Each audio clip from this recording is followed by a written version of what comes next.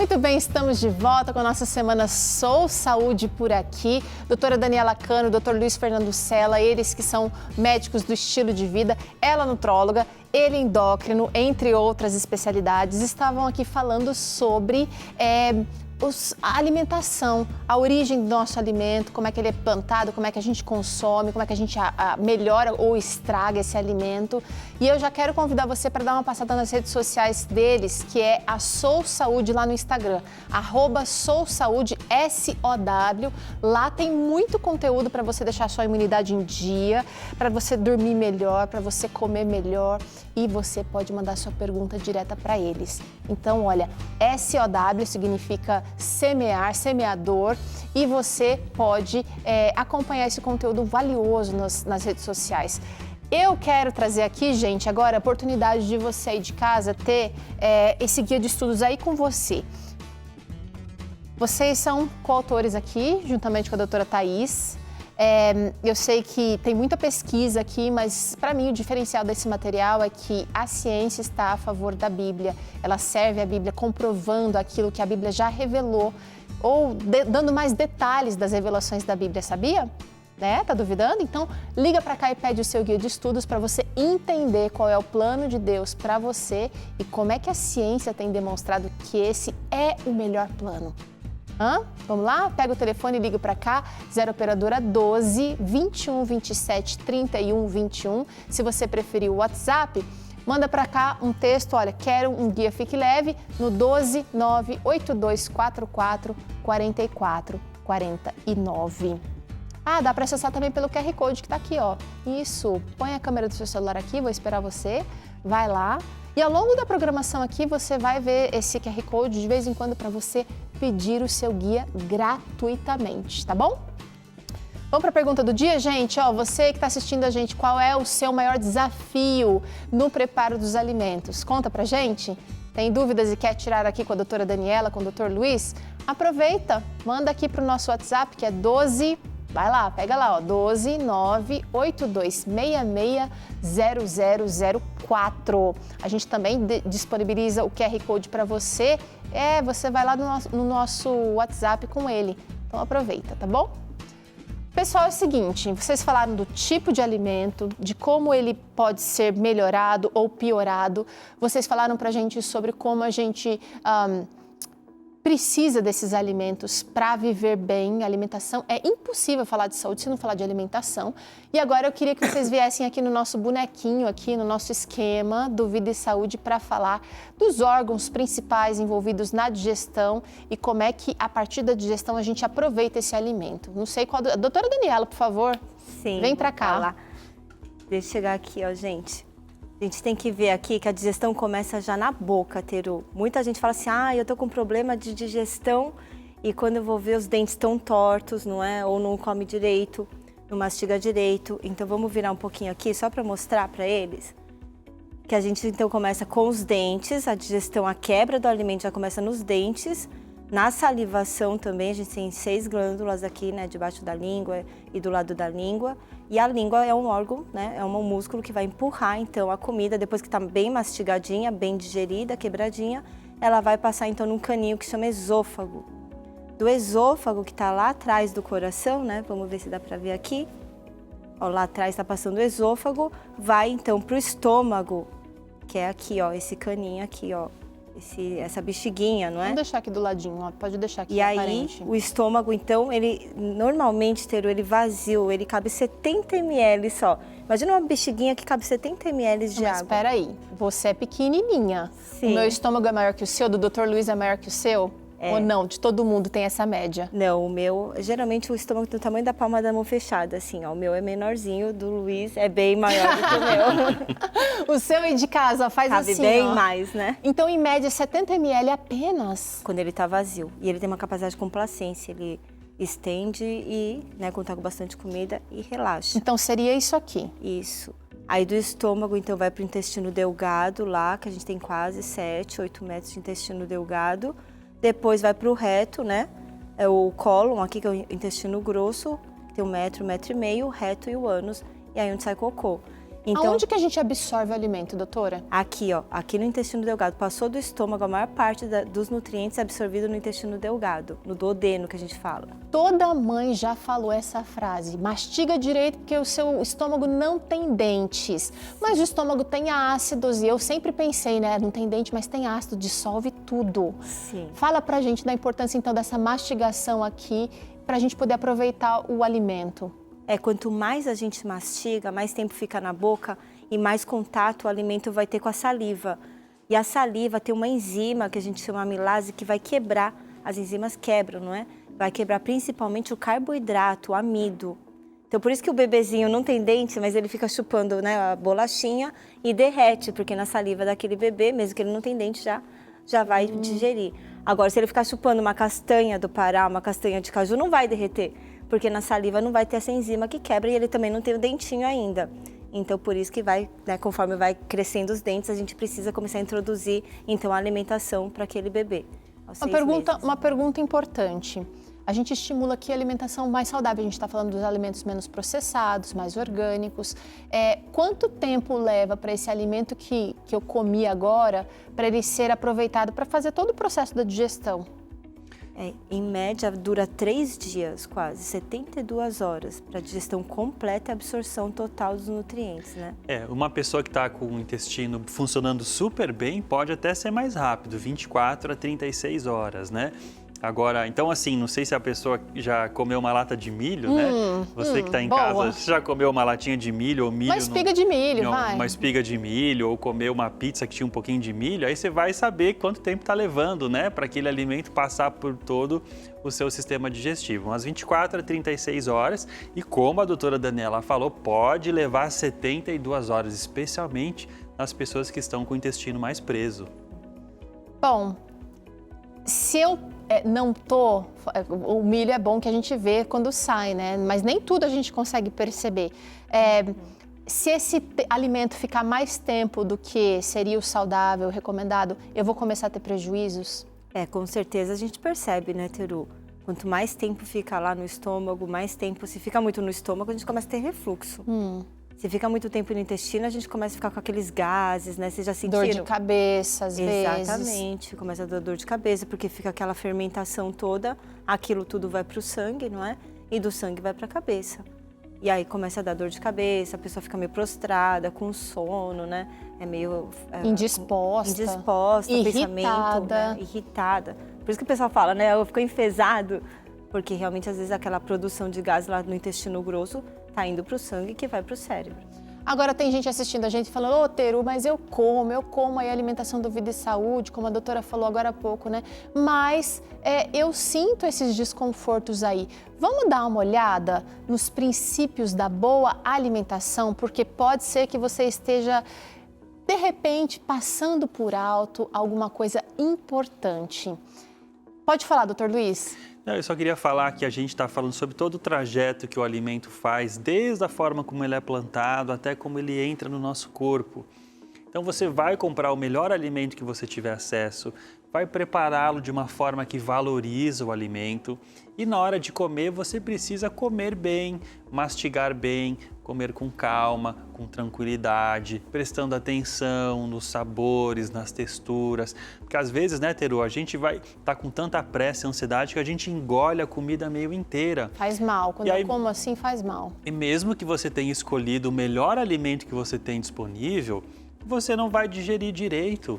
E se você não quebrar direito o alimento, o seu intestino não vai conseguir absorver as vitaminas, os minerais e você não vai ter os benefícios. Então é importante comprar direito, preparar direito e mastigar muito bem para você aproveitar os benefícios do alimento.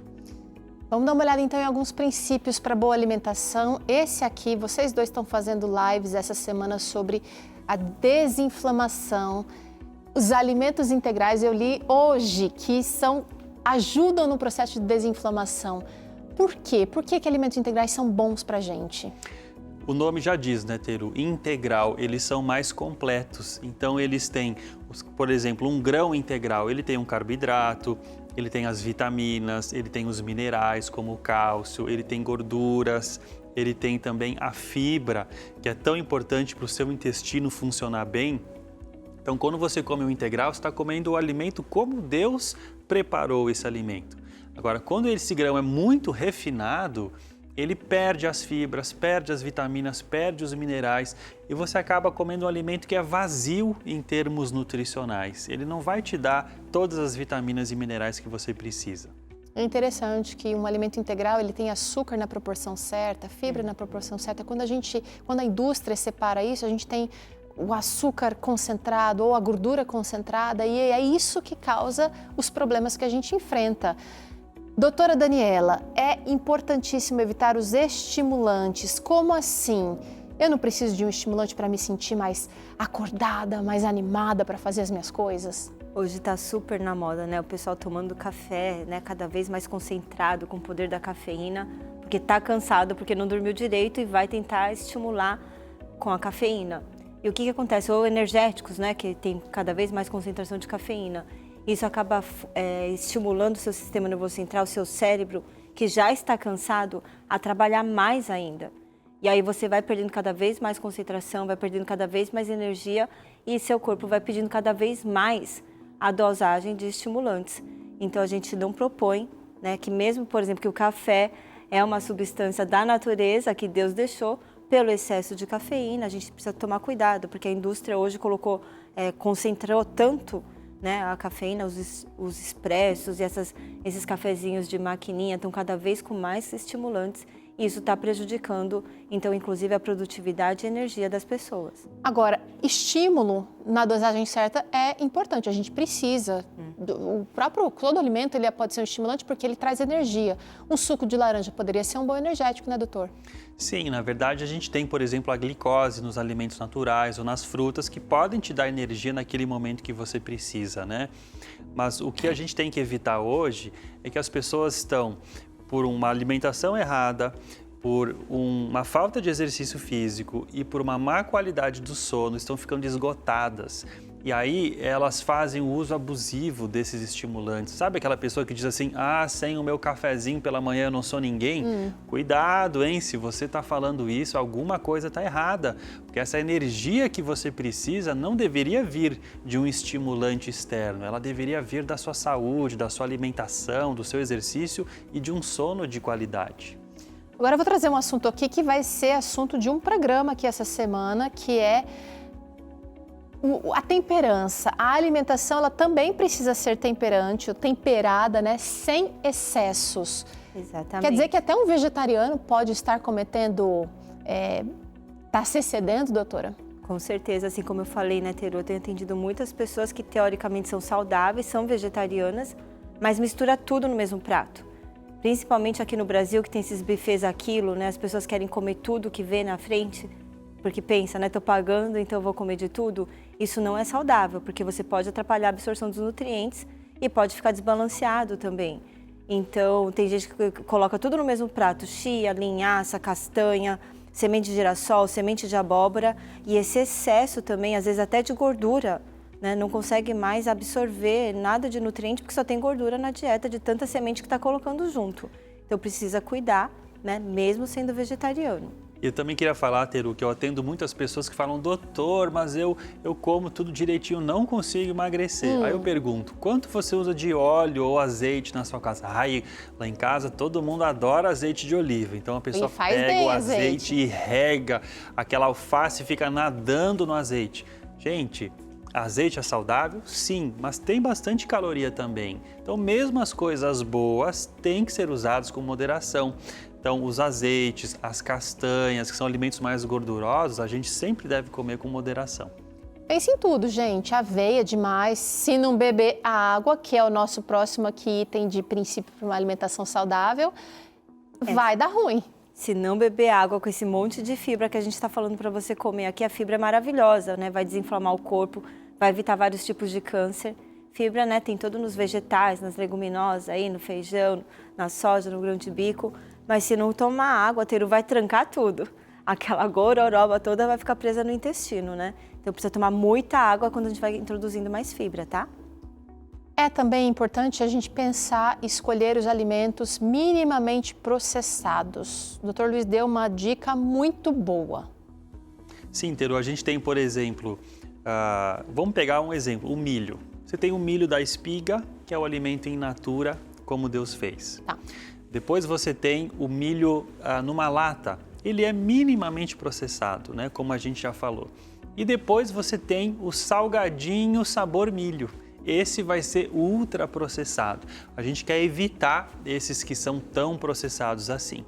Então, prefiro os alimentos in natura e aqueles que sofreram o mínimo processo industrial. Quanto mais próximo ele está do estado original da natureza, melhor esse alimento é para você. E quanto mais o ser humano botou a mão nesse alimento e através da indústria alterou a sua composição, pior ele vai ser para a sua saúde. Agora eu vou trazer aqui esse último, que é super importante, que é prefira as proteínas de origem vegetal.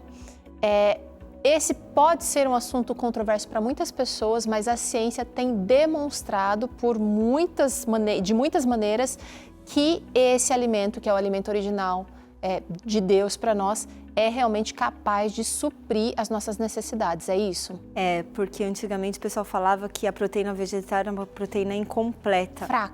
Fraca, né? Que a gente tem menos valor biológico. E hoje a gente vê que é totalmente equivocado esse conceito, né? Nós temos todos, porque imagina que a proteína completa é um colar de pérolas.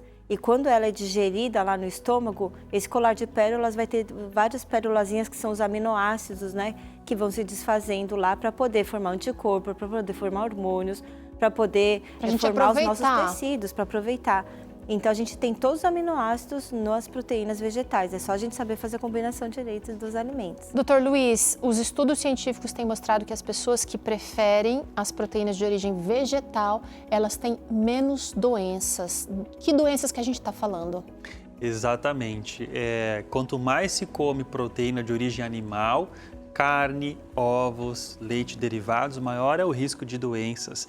E você pode sim conseguir a proteína que você precisa nos vegetais. Por exemplo, todos os feijões têm proteína, as sementes, as castanhas, até um arroz integral, que geralmente a gente pensa que é um carboidrato, ele tem uma quantidade de proteína na sua composição.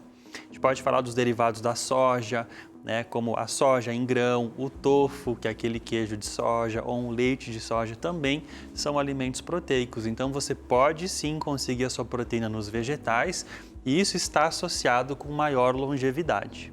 Olha que legal, né? Muito bom. Vamos trazer uma interação aqui para essa conversa ficar mais animada aí para o seu lado também. Vem para cá a Bruna Rocha. Olha o que ela diz aqui, gente. Como nós, que vivemos com salário mínimo, poderíamos adequar nossa alimentação da forma mais saudável possível? Infelizmente, o mercado consome todo o nosso ganho e conseguimos comprar o mínimo possível para a subsistência. Bruna, obrigada pela sua sinceridade e participação aqui. Dr. Luiz, doutora Dani, é uma preocupação real. Os alimentos processados são baratos, um refrigerante é mais barato do que um suco comprado. Porém, a gente precisa aprender a fazer a conta diferente aí. Fala pra gente. Teru, quando nós começamos a nossa carreira como médicos, nós trabalhávamos em comunidades carentes, lá em Santa Catarina, atendendo pacientes do SUS. E o que a gente percebeu? Que as pessoas, elas reclamavam, né, que não tinham dinheiro para comprar uma alimentação saudável. Mas quando a gente perguntava para elas, elas compravam um refrigerante, elas compravam um salgadinho, elas compravam às vezes um chocolate, uma cervejinha, né? Aquela carninha para o final de semana. E o que a gente falou? Olha, vamos fazer uma mudança na sua compra. Em vez de comprar refrigerante, compre frutas. Em vez de comprar chocolate, você compre algumas castanhas. Em vez de você comprar, por exemplo, uma cerveja, você vai comprar outros tipos de alimentos. E as pessoas que começaram a fazer isso economizavam 30% do orçamento familiar. Então é possível sim você ter uma alimentação saudável comprando os alimentos mais naturais, porque existem muitos produtos que são processados pela indústria que são muito caros. Então o arroz com feijão ainda é um alimento bastante barato para o brasileiro.